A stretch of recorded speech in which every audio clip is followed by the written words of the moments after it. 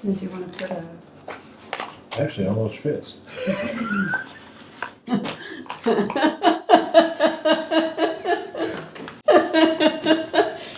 probably be fine. We'll make it be fine.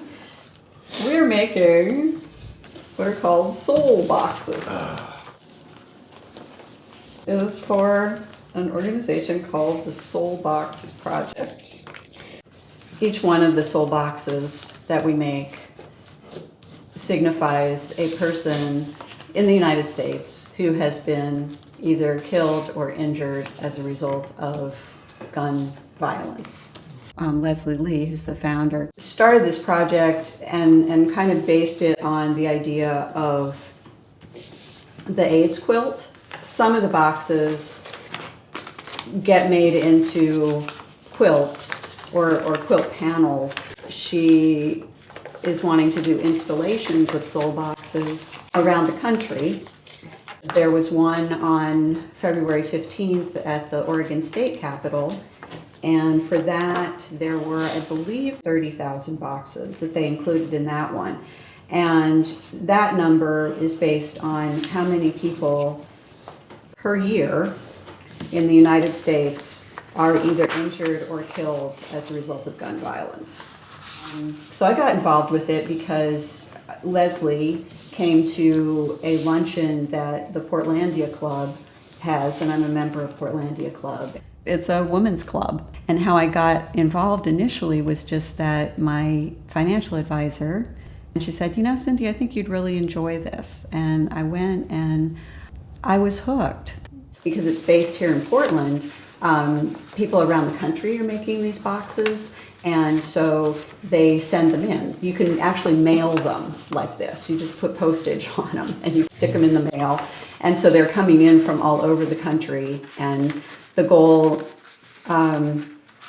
now is to have installations at different places around the US, but then the big goal is to have over 220,000 boxes that will be displayed at an installation in the nation's capital in around November, around election time next year. The whole idea behind it is a peaceful statement about something that is very violent in this country. It's sort of addicting. I mean, you sit here and you just sort of make boxes, and then you decorate them. So these ones, what my goal is for these is that we have a lot of boxes for people who were killed or injured in mass shootings. So Las Vegas, Columbine, Sandy Hook. But what we don't have are boxes for people that died as a result of suicides are a big one, domestic violence. What I did was I went back, and there are a couple of websites you can go on. One is the Gun Violence Archive. It lists all the people who have died. I think it's since 2013. I started looking back in 2013, and I picked my birthday, so January 19th, and I looked through the years since 2013 to see what are the names of the people, how old were they, where did those things happen, where did they shot, and I'm going to be putting, and then I went and looked for pictures of those people, and I'm going to make stickers with their photograph that I can put one on each of the boxes and put their photograph and then, you know, the information about when they were killed or injured. I have like 50 or so people that have been injured or killed on my birthday in the last 6 years. And then I'll take them over to probably one of the meetings or over to the Multnomah Art Center, and they can include them in the project. Because another one of the goals is to go back through these thousands of boxes and write down the names of all the people that they have boxes for. She wants to be able to do displays and installations at like NRA conferences, different places, and if she doesn't make, if she keeps it focused on remembering the people who have been killed, then she has more, there's more opportunity for her to, for the project to display at some of these other places. Whereas if it gets too political, then it devolves into whether or not people should have guns. And then you forget about, it goes away from the original purpose, which was to remember people who have died, to try to promote gun safety. The soul boxes really resonate with the creative part of me. Maybe the main reason why I got involved with the Soul Box project was because, for so many years I poured my heart and soul into Alagille syndrome and Elena. When that was gone, I needed something that really mattered. There's something about these soul boxes that just really hits you. And when you go and see an installation, it just gives you pause. This is one way that I can do something about it, make a statement.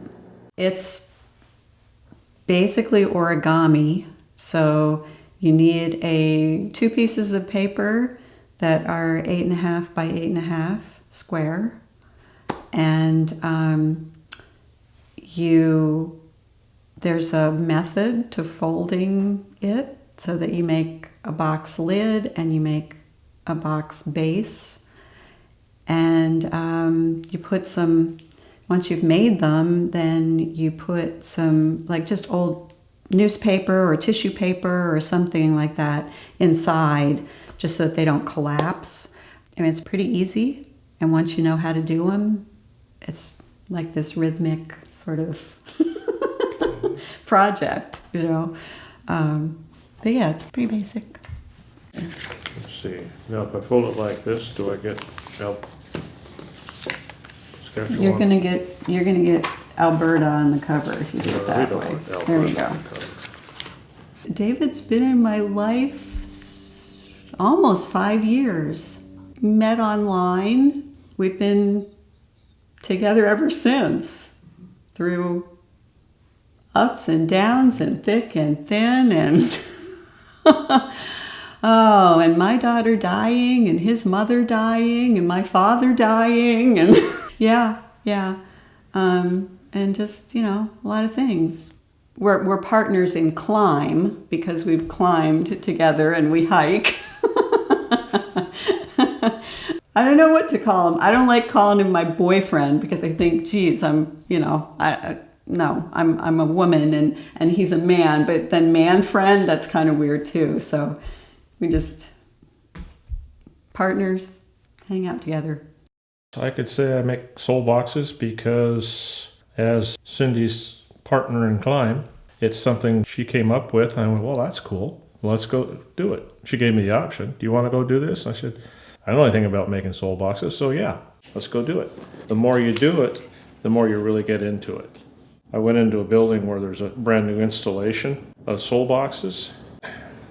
There you go.